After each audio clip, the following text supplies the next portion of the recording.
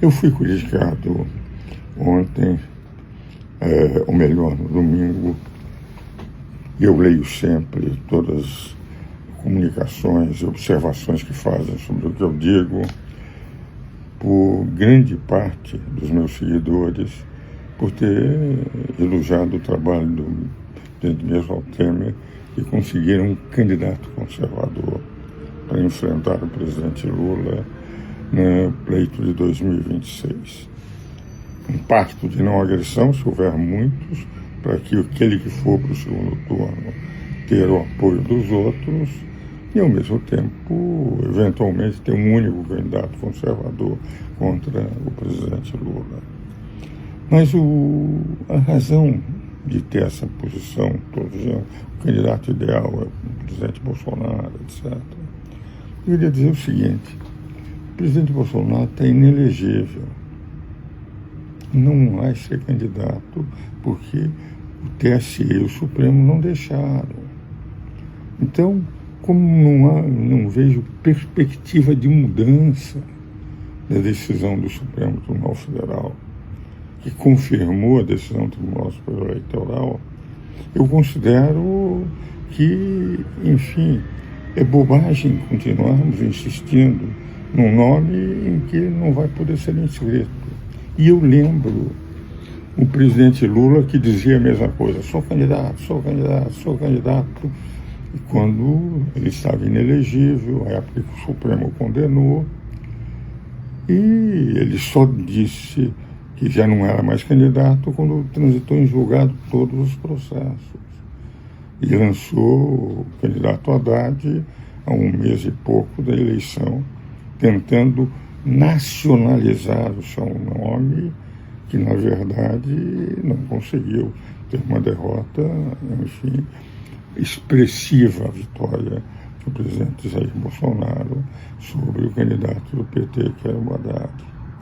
Para não acontecer isto que aconteceu, de tentar lançar à última hora um candidato, continuar insistindo em alguém que esta justiça, que, enfim, 7 dos ministros foram indicados pelo presidente Lula, que é inimigo visceral do presidente Jair Bolsonaro, é evidente, como os senhores estão vendo, fazendo declarações, mesmo antes do julgamento, de como é que eles estão vendo a figura do presidente Bolsonaro, daquilo que eles entendem.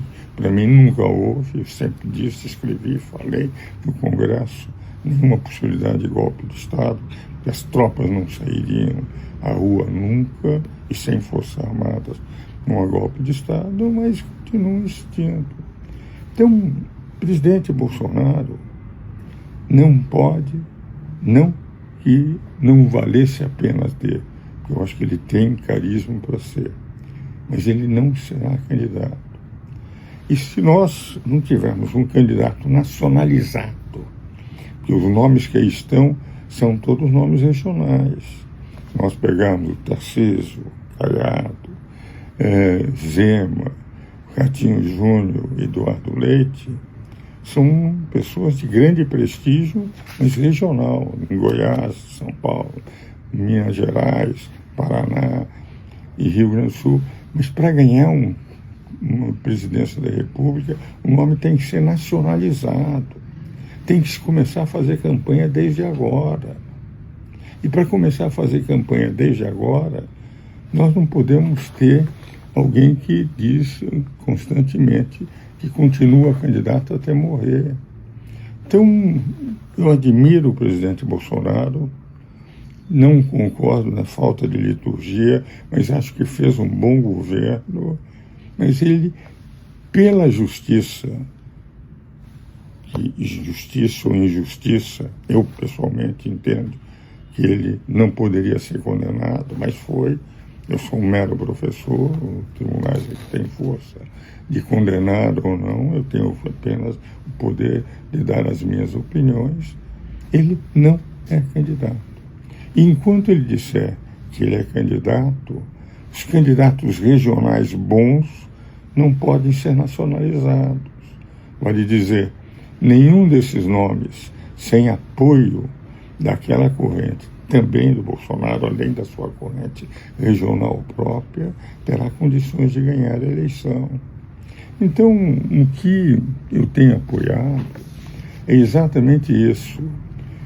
Com um presidente moderado, porque eu tenho batido na tecla da pacificação, de centro-direita, nós precisamos de votos da centro e da direita, podendo até ter, por exemplo, para ter alguém do clã Bolsonaro, a Michele como vice-presidente, tem muito mais chance se começar a trabalhar agora do que se tiver que começar a trabalhar 1 ou 2 meses antes da eleição.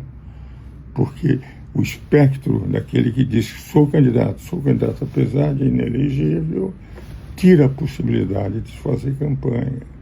Então, a minha posição não é contra o presidente Bolsonaro, mas ele é inelegível pela justiça. Num regime democrático, concordando ou não concordando com a justiça, é isso que tem que prevalecer. Por outro lado, nós estamos vendo o governo Lula, em matéria econômica, está descompassando o país. Nós estamos com uma inflação maior do que a meta, nós estamos com juros elevadíssimos, o que atrapalha, com aumento de tributos claros. A essa altura, inclusive, deram o ministro Haddad, que tem feito força para segurar os gastos, mas não segura, e os jornais atacando os gastos necessários do presidente Lula.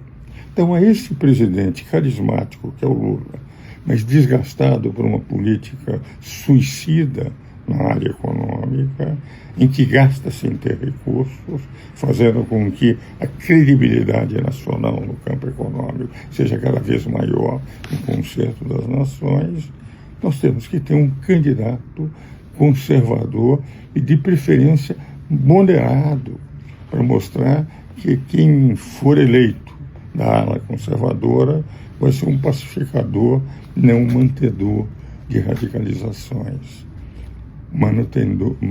de manutenção, mantenedor de problemas de radicalização no país. Então, queria aos meus telespectadores dar essa explicação, aos meus seguidores, que são meus amigos, todos eles muito delicados na crítica que me fizeram, o que me sensibilizou, sempre dizendo que concordam, mas que aqui não concordavam, o que demonstra que é esse o debate que tem que se fazer na democracia, com respeito, com amizade, sabendo que o adversário também é um adversário que tem suas convicções, e as ideias melhores é que tem que prevalecer, não os ódios, mas as ideias melhores é que tem que prevalecer. E essa explicação que eu queria dar, por que defendi a posição do presidente Michel Temer, lembrando o seguinte: eu sou amigo do presidente Michel Temer há mais de 40 anos, antes mesmo de ele entrar na política, como um grande professor de direito constitucional que era, como amigo de Fernando Henrique, que todos também às vezes criticam, mas que do ponto de vista acadêmico, de professor universitário, é uma pessoa extremamente culta. Do presidente Itamar, o presidente Itamar, que nos dava muito bem, que não tinha talvez a cultura do Fernando, do Michel, mas enfim foi um presidente que plantou o Plano Real que eliminou a inflação no Brasil, entende?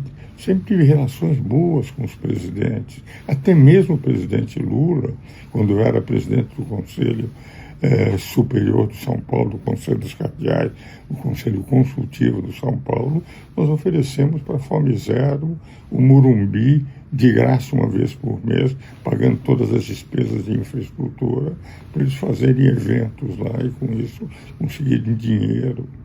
Enfim, agora discordo muito do presidente Lula, acho que está fazendo um governo desastroso para o Brasil, em nível internacional, unindo-se a ditadores, dando apoio a invasões da Rússia, tendo presente nesse farsante que é Maduro,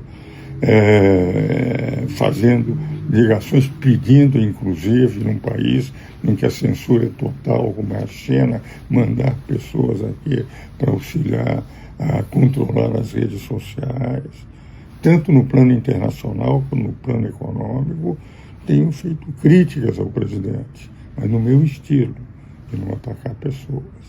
E essa explicação eu gostaria de levar aos meus seguidores. É um estilo que eu tive até agora com 90 anos.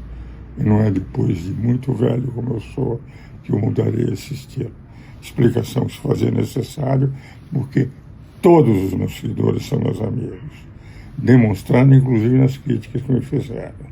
E eles sabem perfeitamente que eu tenho todo no meu coração.